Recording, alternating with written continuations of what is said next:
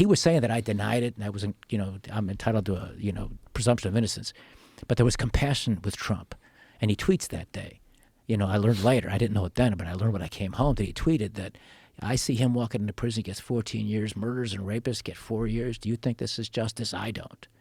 Just a loyal guy to a guy that was on his show, because I don't really know him that well.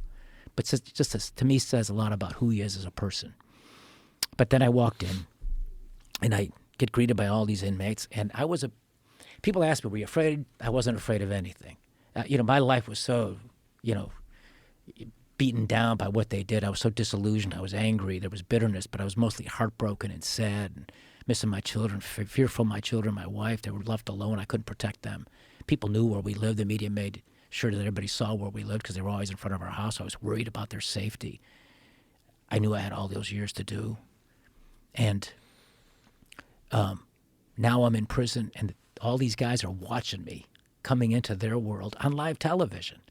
So I had two things going for me in terms of how my stock with the fellow inmates. Number one, I was a quasi, I was a celebrity inmate. They just saw me coming into prison. Nobody walks into prison live TV. And the bigger part, the more important part was, I got what they call a 14-piece. That's the vernacular of how inmates talk. He got a 14-piece.